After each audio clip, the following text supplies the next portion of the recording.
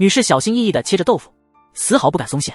接下来是碾碎豆腐，然后熟练地团成丸子，紧接着开始摆盘，最顶部放上一朵白莲，轻轻浇上一些高汤，一道多子多福便完成了。旁边的女士也是从容不迫，熟练地用青菜包裹每块豆腐，将各种食材有序地铺放在碗中，颜色、香气和味道都完美呈现，荤素搭配，营养丰富。再浇上一些高汤，整个菜品算是完成了。这道阖家大团圆也非常美味。两位女士急切地等待评委的评价。原来他们参加了阿里郎选拔继任者的竞技大会，成败就在这一举。评委们首先品尝了程道熙的阖家大团圆，不管是会长还是评委，都觉得味道很好，频频点头。紧接着是白雪姬的多子多福，会长刚吃一口就皱起了眉头，评委们也纷纷摇头。很明显，白雪姬的多子多福味道一般，而程道熙的阖家大团圆则更胜一筹。第一轮比赛暂时结束，第二轮将在1小时后开始。白雪姬决定去找自己的老师，也就是去探探会长的虚实。她无意间听到了评委的谈话，他们想推举程道熙为下一届会长，但现任会长还是想公平公正的选出手艺更好的人来胜任。白雪姬听后心情复杂，毕竟她在阿里郎工作了年，一直梦想能成为会长，现在看来这个愿望彻底破灭了。恼羞成怒的白雪姬产生了一个可怕的念头，她悄悄来到厨房，拿起一瓶神秘的液体，倒进了程道熙备用的鲤鱼桶中。鲤鱼突然变得非常兴奋。不久，第二轮比赛正式开始，这次的主题是鲤鱼跃龙门。鲤鱼很快被带到了比赛台上，程道熙2次都没能成功抓起鱼来，因为时间有限，程道熙直接用刀刺向鲤鱼，没想到血溅到了眼睛里，视线变得模糊，只能凭借感觉来操作。不一会儿，鱼肉被切成了片片，证明了优秀的厨师可以凭感觉做出完美的菜肴。没多久，程道熙的鲤鱼跃龙门即将完成。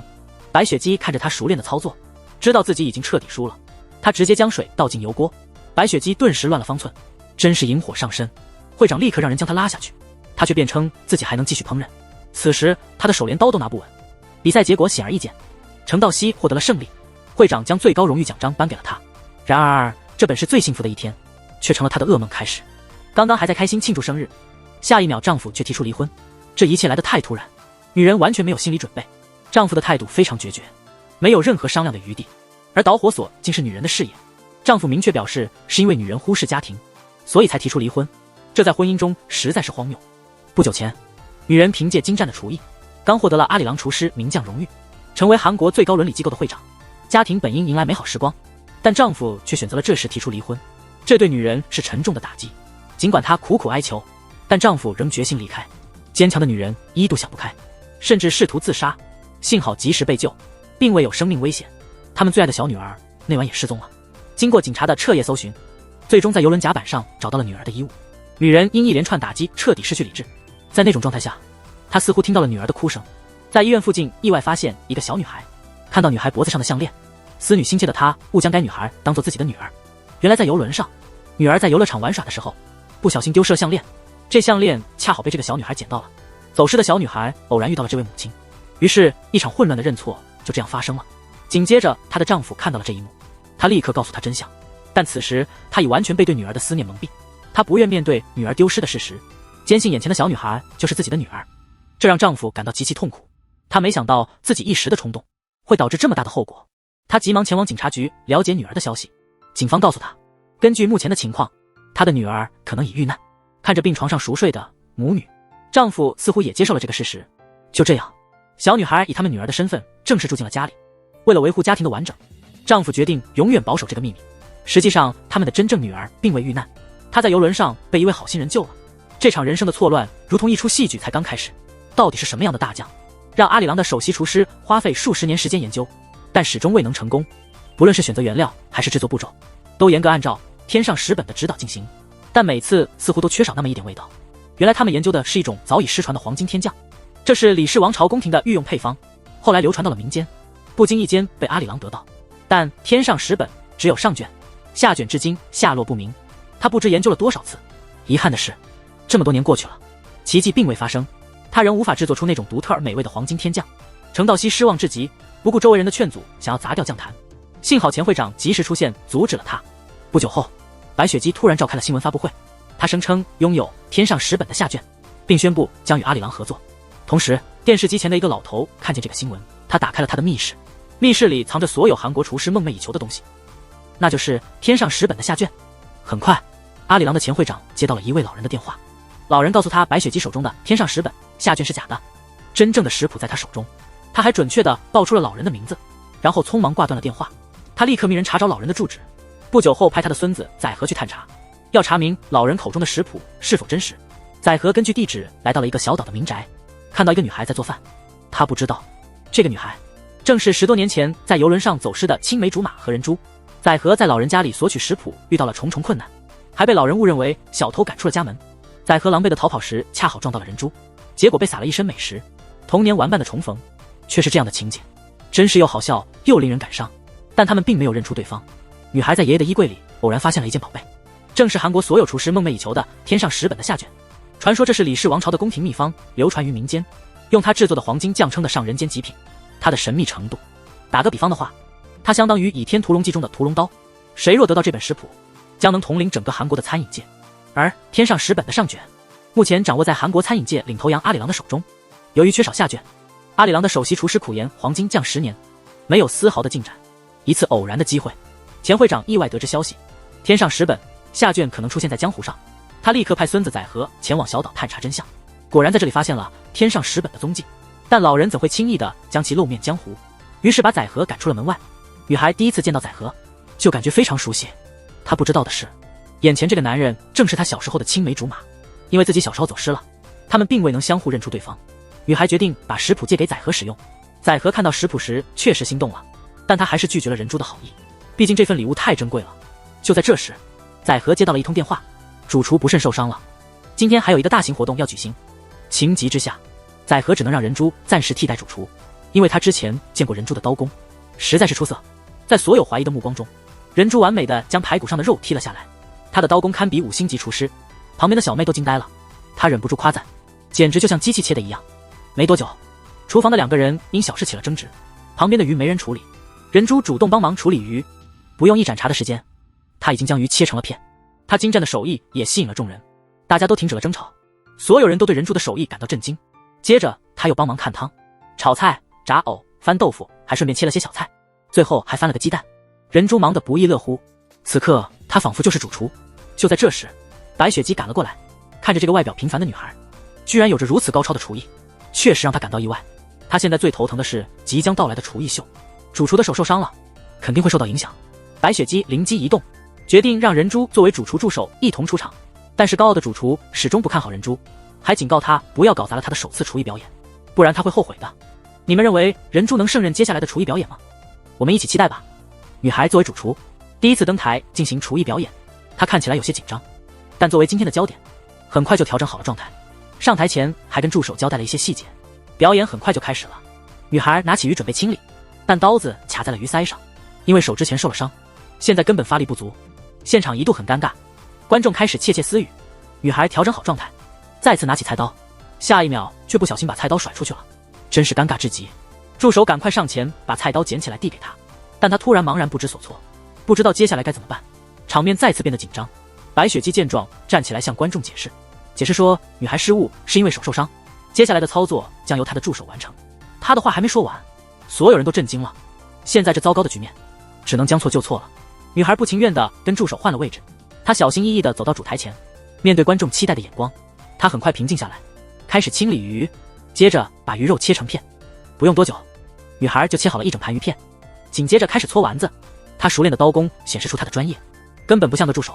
很快，女孩完成了一道家庭团圆菜，甚至连观众中的老会长也被她的厨艺深深折服。厨艺表演结束后，女孩气急败坏地走进了厨房，她不甘心就这样失败，尤其是在众目睽睽之下。与此同时，俊英换完衣服后发现自己偷带的食谱忘在厨房了，赶忙跑回厨房取走食谱，在电梯间碰到了阿里郎会长程道熙。程道熙万万没想到，这位女孩竟是10几年前失散的女儿，真是命运弄人。俊英回到家，生活仿佛回到了过去，照顾好爷爷，开始了自己的捕鱼生活。但没过多久，阿里郎的前会长突然找到俊英，他仔细观察这位女孩，似乎发现了什么。很快，又到了阿里郎选推接班人的日子。程道熙的女儿本来是首选，但会长告诉股东，他有更合适的人选。紧接着，俊英走了进来，所有人都非常惊讶。老会长对程道熙说，让高俊英和人猪一起接受阿里郎的接班人培训，但这立刻遭到了股东们的反对。高俊英能顺利加入阿里郎吗？我们一起看下去吧。原来在之前的厨艺秀上，他就注意到这位助手很不一般，不仅刀工熟练，连操作流程都让人感到熟悉。于是他决定培养俊英。老会长的提议很快遭到了股东的反对，因为俊英既没有高等教育背景，也没经过正式的厨艺培训，怎么可能成为阿里郎的接班人？但老会长认为俊英有天赋，虽然没有正式学过厨艺，但他的手艺已经超过了许多主厨，这一点已经足够。经过权衡，俊英暂时作为候选人进入阿里郎。老会长坚定地告诉股东，如果俊英将来给阿里郎带来麻烦，他会是第一个离开阿里郎的人。俊英找到会长程道熙进行解释，他并不是想取代人猪的名将位置，但他太过于护女，根本听不进去任何话，甚至不想见到他。尽管如此，俊英还是正式加入了阿里郎。厨房里的人都认为他是靠关系进来的，因此对俊英都很冷淡，甚至故意不让他参与任何工作，直接将他架空。因此他主动寻找工作做，没想到他却闯下大祸，把鸡蛋打翻了一地，还把自己也弄得一身蛋液。为了显得大方一些，人猪主动邀请他回家清理衣服，他赶紧跑到母亲房间做比较，这才发现白雪姬给的食谱是假的，而静音的是真的。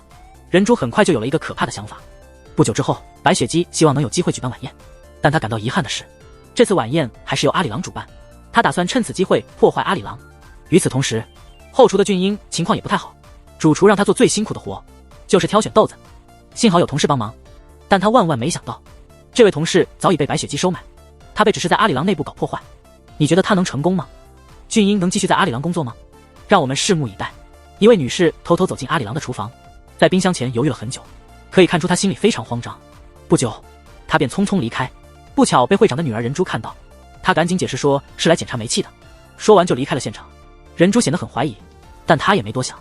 第二天，俊英在打扫厨房时，路过冰箱时感觉不对劲，发现里面的食材已经腐烂变质。程道熙会长恰好来到现场，俊英立刻告诉他冰箱断电了。程道熙一打开冰箱就发现了问题，问题变得非常严重。这些食材原本是准备给西班牙大使的晚宴用的，员工赶到现场后才发现，冰箱的插头早就被拔掉了，这显然是有人故意为之。因为厨房是饭店的禁地，外人根本无法进入，最有可能的是内部人员所为。大家不约而同地看向了俊英，俊英急忙解释他是清白的，但似乎没人相信他。就在这时，人猪突然注意到一旁的女人在不停搓手，显然昨晚是他来破坏的。心虚的女人走到外面，没想到被人猪跟了出去。接下来的对话也证实了人猪的猜测，人猪并没有打算揭露他，而是让他去向会长坦白，说是高俊英所为。很快，女人向会长揭发了俊英。程道熙召集了所有厨房的工作人员，坦言这一切都是他安排的。他缓缓走向俊英，责问他为什么要这么做。无论做什么工作，人品都是最重要的，还禁止他以后进入厨房。俊英当场愣住了，委屈地离开了厨房，却碰到了阿里郎的老会长。老会长对俊英说，如果不是你做的，就用实际行动证明自己的清白。世事难料，同时厨房的局势变得更加严峻。接待西班牙大使本就是阿里郎的重要任务，关键时刻却出问题了。程道熙迅速镇定下来，他告诫在场的人，在晚宴结束前不得向外泄露任何信息。当务之急是重新准备晚宴的食材，不论是大米还是蔬菜都不得采购外部的，调料也一样，只能使用阿里郎自家的食材。大家迅速开始各自的任务，负责摘菜的摘菜，负责取泡菜的取泡菜，负责抓鸡的抓鸡。准备工作进行得很顺利，晚宴能否成功，现在只能顺其自然。程道熙拿着3碗大酱给西班牙大使，他向大使解释，由于阿里郎的疏忽，原计划的晚宴进行了调整。这3碗大酱，他们加起来的年份已经超过100年，再加上阿里郎自家的食材，这比任何美食都更有意义。大使原谅了阿里郎的疏忽，并尝试了这场临时的晚宴。明显的，程道熙他们成功了，把晚宴的失败转化为成功。所有人都兴奋地开始庆祝，但俊英是否还能留在厨房，我们拭目以待。那女孩竟然上了阿里郎竞争对手的车，这一幕恰好被阿里郎的会长看到。人猪借此机会诋毁俊英，他说俊英是竞争对手白雪姬派来的卧底，这让会长程道熙对俊英的怀疑加深了。几天前，阿里郎接到为西班牙大使制作晚宴的紧急任务，不料当天发生了重大事故，冰箱被人动了手脚，为西班牙大使准备的食材全部变质，很明显这是内部人所为。幸好程道熙机智地化解了这场危机，俊英成了主要的怀疑对象，而此时的他却毫不掩饰地上了竞争对手的车，这让人难免会多想。常言道，无利不起早，原来白雪姬早已派人调查了俊英的背景，知道他手中有珍贵的食谱，因此热情地接近俊英，真正的目的是为了得到那份食谱，而俊英却毫不知情。真实的社会非常单纯，复杂的是人心。不久后，餐饮协会联系了程道熙，阿里郎近年来业绩持续下滑，导致了严重的财务赤字。作为餐饮行业的领头羊，他们希望能与其他公司合作，但程道熙委婉地拒绝了协会的建议。在另一个房间里，他意外看到俊英和白雪姬一起研究菜谱。程道熙见到这一幕，更加确信了俊英是卧底的猜测。白雪姬趁机当着程道熙的面称赞俊英有烹饪天分，企图挑拨他们的关系。程道熙气得怒火中烧，他直接告诉俊英，他已不再是阿里郎的候选人。高俊英这时才意识到问题的严重性，他赶紧找到阿里郎向程道熙道歉，但程道熙当时很生气，他怎么可能接受俊英的道歉？白雪姬因为俊英和程道熙的争吵赶来，被及时赶到的老会长阻止，然后带他们进了一个房间，拿出一块豆腐，提到程道熙和白雪姬当年的比赛也是以豆腐为题，他建议让人珠和俊英代表他们继续比赛。俊英提出了一个条件，如果他赢了，希望程道熙能真心接受他。程道熙被逼无奈只好答应。会长随后叫程道熙进了房间，交给他一个坛子，里面是珍贵的黄金天酱，而制作这大酱的人正是俊英。程道熙一时间难以接受，他自己努力了10年都未成功，一个普通女孩怎么可能轻易做出？程道熙情绪低落地来到厨房，发现俊英正在为比赛刻苦练习。看着这个平凡的女孩，程道熙实在想不通，她怎么可能制作出黄金酱？这是已经失传的秘方。程道熙可能无法接受这个事实，他始终没有开启那坛大酱，也许是渴望得到黄金天酱的配方。犹豫了很久，最终还是打开了坛子。他尝了一口，眼泪立刻涌了出来，这是一种熟悉的味道。程道熙五味杂陈，不知是该高兴还是忧虑。接下来的比赛，俊英和人珠谁能胜出呢？女孩将豆腐碾成碎末，接着筛选好年糕粉。俊英把年糕粉揉成一个团，然后把糯米炸成糯米花，用事先准备好的火龙果水进行上色，最后将其滚在包裹有年糕粉的豆腐上，一个色彩各异的金土堡就完成了。人珠也不甘示弱，他将不同颜色的蔬菜切成细末，然后用模具把豆腐层层铺好，每一层之间夹着不同颜色的蔬菜，不用一盏茶的时间，一个五颜六色的梅花豆腐就完成了，中间还插了一朵玫瑰，一道精美的锦上添花菜肴出炉。又是豆腐，中国人真的这么爱吃豆腐吗？正当老会长准备叫后厨的评审团时，程道熙却说还是先不要着急。他走到比赛场地前，把俊英和人珠的名牌调换了一下。程道熙解释说，这么做是为了确保比赛的公正性。很快，后厨的评审团陆续登场，他们一个接一个的品尝台上的豆腐，用不了多久，结果就揭晓了。显然俊英赢得了比赛。人珠忍不住质问评审团是否公正评判，评审团还在不知情的情况下奉承，却不知已经出了差错。程道熙把两人的名牌调回原位，宣布获胜者是高俊英，他还恭喜俊英正式成为阿里郎的首席弟子。评审团一时间愣住了，静英也高兴得呆立当场。在这里我要稍作说明，你们可能会问，为了确保公平，为何不把他们的名牌全部撤下？这样的剧情是否有点瑕疵？实际上并非如此，程道熙后面会解释真正的原因。比赛结束后，昔日的师徒重逢，老会长警告白雪姬不要觊觎俊英，他装糊涂装作不明白，毕竟老会长是他的老师，白雪姬的为人他还是清楚的。与此同时，在程道熙的房间里，他给俊英递了2样东西，一件是阿里郎的传统工作服，另一件是代表阿里郎的启明星吊坠。程道熙最后询问了俊英在济州岛制作的黄金天酱，原来他调换名牌的真正原因是这个，他打算收俊英为阿里郎的首席弟子，很大一部分原因实际上是为了得到黄金天酱的配方。俊英直接问出了程道熙的心里话，他也没有否认这个原因，临走时还告诉俊英他做的豆腐糯米丸子很好吃，这让俊英心里稍微有些安慰。对程道熙而言，个人恩怨在阿里郎的未来面前根本不值一提，阿里郎是否能够恢复往日的辉煌，黄金天酱将是关键的一步。等俊英出来后，路上遇到了人珠，面对他的沉默，俊英也不知道该说些什么。在不久的将来，他们可能也会经历程道熙和白雪姬的旧路，那就是阿里郎首席厨师的竞争。时日尚长，我们就一步步看下去吧。一种大酱竟让阿里郎的名厨们研究了几十年，但是始终无法成功。这种大酱原是一种失传的宫廷秘方黄金天酱，成功研制出来并不容易。10多年后的一天，程道熙意外地收了一个拥有黄金天酱配方的弟子，这让他有些意外的高兴。自从失去黄金天酱配方后，阿里郎的辉煌不在。老会长和程道熙挑了一个好日子，决定开始制作黄金酱，带走了阿里郎所有员工，只留下程道熙和他的徒弟俊英。师徒2人来到了制作大酱的地方，按照天上10本的配方操作步骤。当俊英打开配料盘时，程道熙看到里面的调料，他心里顿时冷了半截，因为他10年前就试过这个配方，那时一点效果都没有。俊英却笑着把大料放进坛子，然后又打开另一个篮子，篮子里竟是几块黑色的石头。程道熙立刻明白了一切，原来这些石头才是黄金酱的关键。与此同时，阿里郎的竞争对手白雪姬接到内线的电话，说阿里郎今天全体放假，只留下新来的徒弟高俊英。他马上感到事有蹊跷，这一切肯定和黄金天酱有关。他立刻打电话给程道熙的女儿人珠，知道真相的人珠急忙往阿里郎赶。对他来说，阿里郎的首席弟子非他莫属，如果高俊英研制成功黄金天降，他在阿里郎的地位将不复存在。就在这时，大量记者蜂拥而至，他们似乎做足了准备，直接追问程道熙。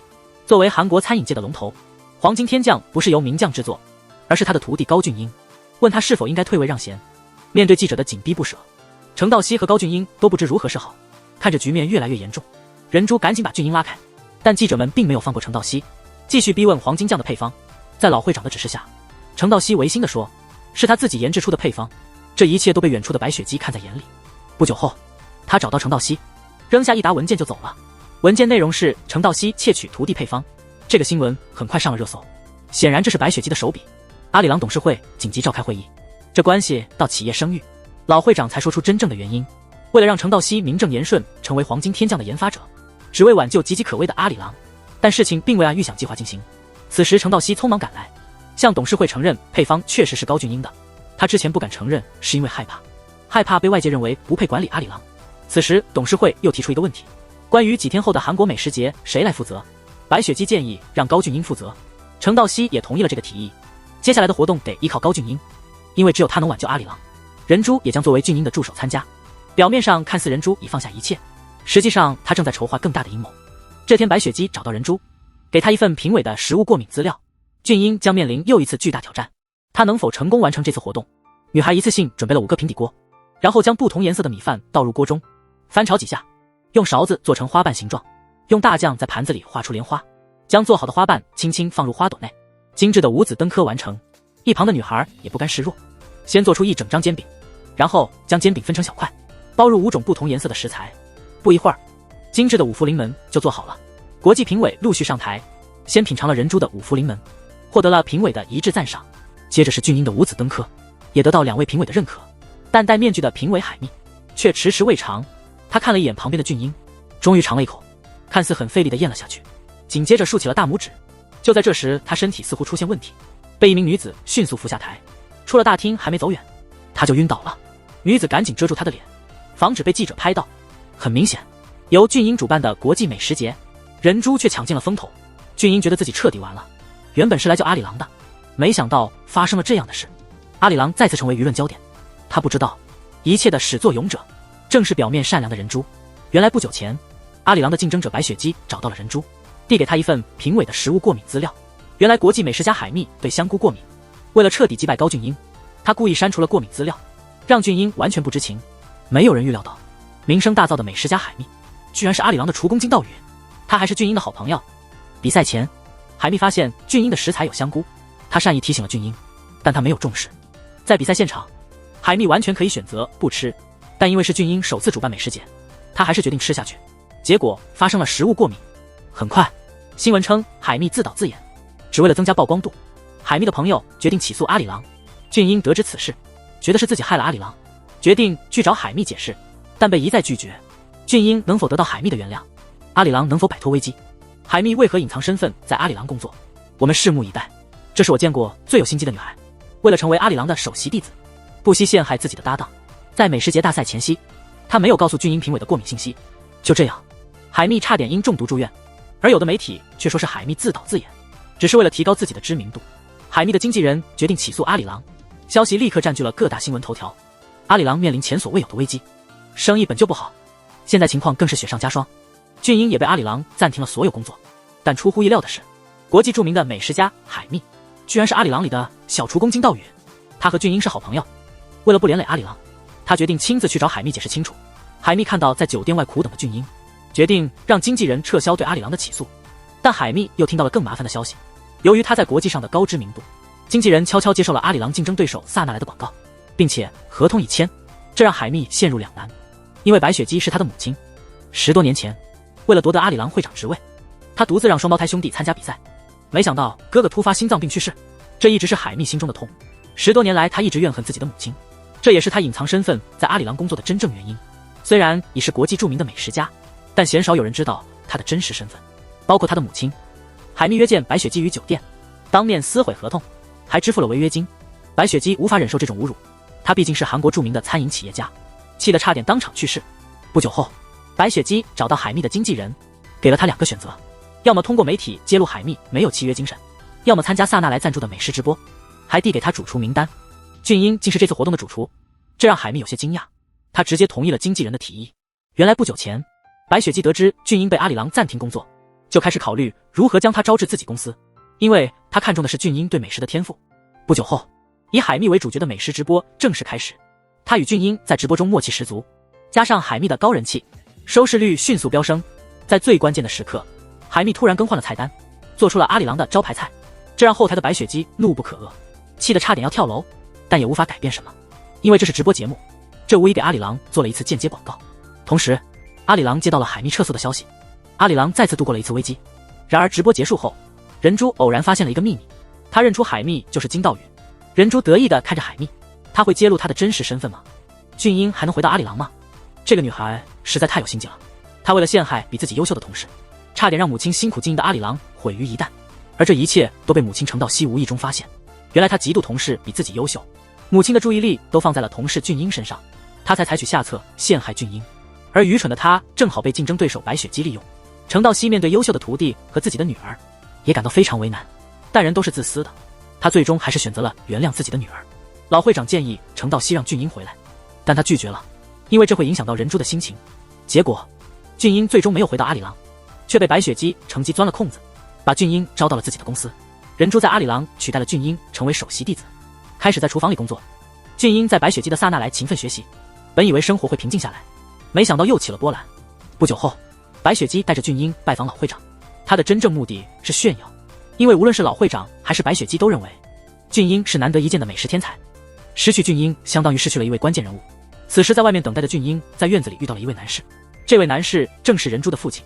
男士第一次看到俊英就感到格外亲切，他回忆起了多年前失去的亲生女儿，他万万没想到眼前的俊英竟然就是他失散多年的女儿。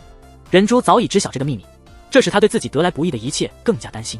几天后，在一个美食研讨会上，大家都误以为俊英是程道熙的女儿，这让人珠感到非常不安，因为他的母亲和俊英确实有些相似。俊英会不会真的是母亲的亲生女儿？这世上怎么会有这样的巧合？但很快，人珠发现事情并不简单。在老会长的岁生日上，母亲亲手为老会长制作了五彩栗子蛋糕。没有人预料到的是，俊英也为老会长准备了同样的五彩栗子蛋糕，甚至连老会长都感叹，这味道简直如出一辙，这难道是母女之间的心灵感应吗？不甘心的人珠找到海蜜，让他尝试判断两者味道是否相同。显然，味觉敏锐的海蜜也认为是同一个人做的。人珠当场震惊。不久之后，他找到了俊英，想看看俊英小时候的照片。俊英将一个项链交给他，他感到非常紧张。打开项链盒的那一刻，像是晴天霹雳，盒子里的照片和父亲收藏的完全一样，证实了俊英确实是他的亲生父母的女儿。他还没来得及反应，俊英就直接追问他，为什么在上次的美食大赛中陷害他。原来是白雪姬故意让俊英得知之前的事情，都是人珠策划的。俊英曾希望这一切都是人珠的失误，但人珠坚决表示，他就是不想让俊英留在阿里郎。面对人珠的冠冕堂皇，俊英终于看清了真相，他根本不配位，没资格成为阿里郎的首席弟子。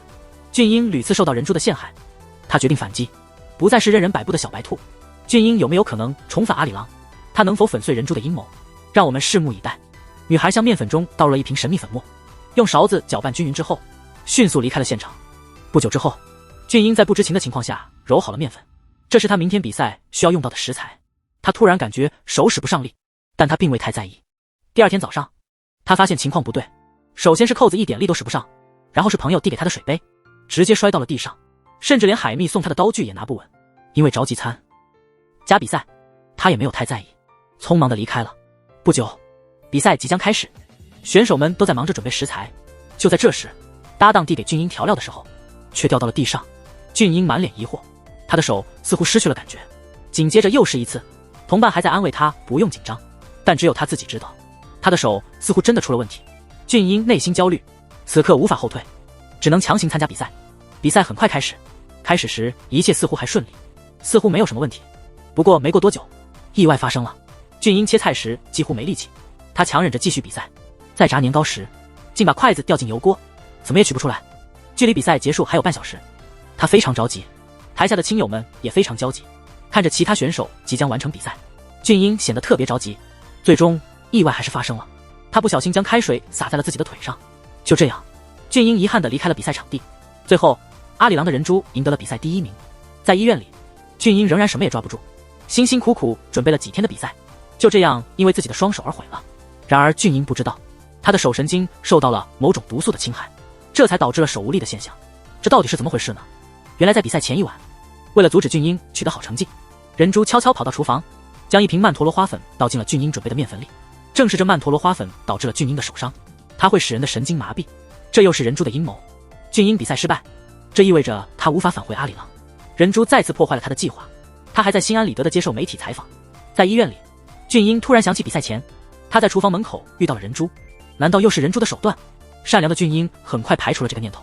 同时载荷也觉得事情不对劲，他专门重新观看了比赛的录像，看到屏幕上人猪虚伪的样子，怀疑这一切都是人猪搞的鬼。他决定去找人猪问个明白，人猪会承认他所做的一切吗？女孩端起一锅滚烫的开水，正要倒向自己的胳膊，对面的女孩被他的疯狂行为吓傻了，她冲上前去抢夺手中的锅。就在这时，一位女士走了进来，人猪偷偷瞄了一眼，毫不犹豫地将开水洒在自己的胳膊上。显然他达到了自己的目的，这次的黑锅又让俊英背上了。俊英无法辩解，程道熙看到女儿被烫伤，开始责问俊英为何要这么对待人猪。此时的解释显得无力，完全没有效果。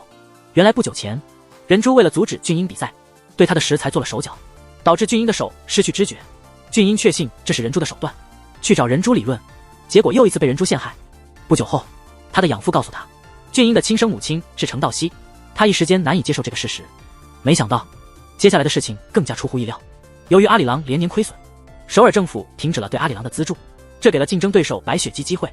他买下了阿里郎大部分股份，成为最大股东。白雪姬决定让俊英管理阿里郎，这对俊英是一种折磨。一方是自己的师傅和亲生母亲，一方是恩人白雪姬，他进退两难。但更震惊的是白雪姬的真正目的，他这么做只是为了毁掉阿里郎。很快，阿里郎的所有人都知道了这件事，但他们无能为力，只能接受现实。不久后，以俊英为首的新领导团队正式接管阿里郎。面对俊英的行为，即使是一向疼爱他的老会长，也无法理解他的行为。没错，一直渴望回到阿里郎，现在回来了。但是以这样的方式，俊英上任的第一件事就是改变阿里郎的经营模式，这让程道熙非常生气。但俊英只能坚持执行，因为他这么做是为了保护阿里郎，打败白雪姬的阴谋。当前最重要的任务是让阿里郎继续存在，但改变几十年的经营模式何其艰难。最让他头疼的就是员工的改变。面对昔日的同事，重不得也轻不得，不明真相的同事直接将烂菜叶子扣在了俊英的头上，而程道熙更是不能理解他的行为，直接动手打了俊英。面对种种委屈，他都自己扛了下来，只有等阿里郎东山再起的那天，他的委屈才不堪自受。而就在此时，程道熙做了一个大胆的决定，他要跟俊英正式公开的做一次对决比赛。然而就在最关键的时刻，一个男人的出现彻底的打破了他们的计划。西木地师徒站到擂台比赛厨艺，你觉得谁会更胜一筹？让我们拭目以待。俗话说得好，教会徒弟饿死师傅。这对昔日的师徒，如今却为了阿里郎站在了擂台上一决高下。这样的局面是谁也不想看到的。比赛很快开始，主题是以莲花为食材，师徒二人不慌不忙地做着料理。台下的评委很快就发现，他们的比赛工序几乎一模一样，因为这道阿里郎的名菜只有师傅做得出来，徒弟俊英根本连见都没有见过。没过多久，他们同时完成了比赛。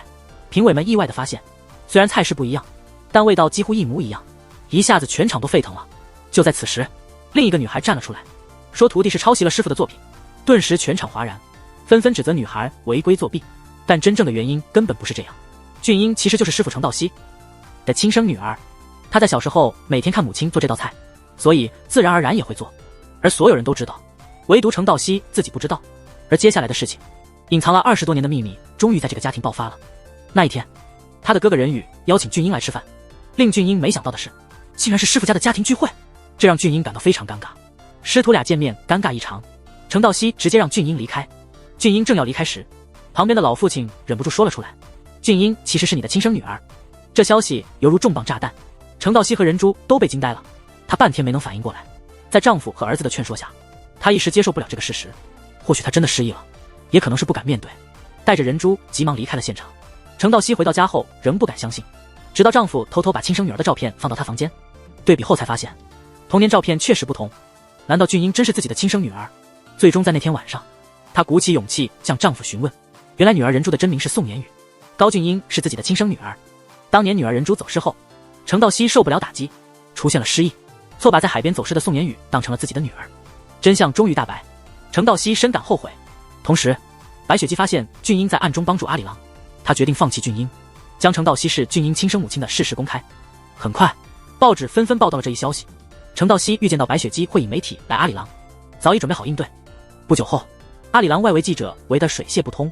面对媒体的种种疑问，程道熙没有否认，坦诚俊英是自己的亲生女儿，并宣布自己将离开阿里郎。当记者询问继任会长时，程道熙的回答让大家都震惊了。他透露自己培养了年的人猪将成为下一任会长。正当此时，老会长突然出现，否定了程道熙的话。他宣称，下一任会长将是高俊英。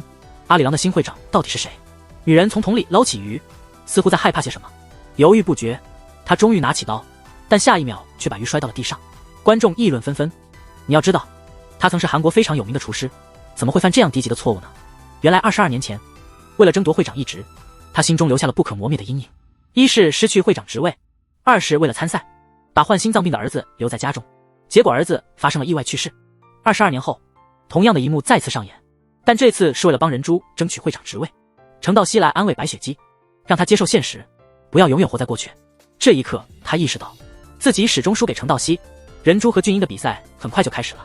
这次的主题是青出于蓝，意味着只有厨艺好的人才能胜任。两人都非常有厨艺天赋。很快，他们完成了各自的菜品。人猪做了八宝鲤鱼，俊英则做了阿里郎的经典菜肴多子多福。评审尝过后没有立即评价，而是让他们表达自己的想法。俊英解释，他的菜是基于阿里郎几十年的变化制作的经典美食多子多福，每种食材都象征着阿里郎的历程，象征着阿里郎未来的繁荣。人猪的八宝鲤鱼使用了非常珍贵的食材，包括人参、海参和鲍鱼。老会长发表意见，使用昂贵的食材是否会导致有些人买不起？人猪信心十足地说，只有珍贵的东西才显得稀有，稀有能推动阿里郎未来的发展。虽然这个理由我觉得有些牵强，但老会长还是满意地点了点头，表示同意。结果很快揭晓，人猪竟然赢了比赛，成为了阿里郎的第5代名将。他自己也觉得难以置信。对程道熙而言，职责和亲情需要区分开来。人猪跟随自己已经22年，管理阿里郎积累了丰富的经验。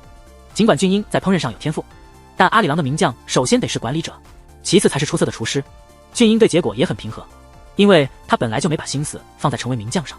之后的日子里，俊英恢复了平静的生活，和养父一起做快餐，去帮助那些需要帮助的人，因为他习惯了自由的生活。在俊英的影响下，白雪姬和儿子金道允和解了，化解了长达几十年的恩怨。最终，俊英和金道允过上了幸福的生活。这样，神的晚餐圆满结束。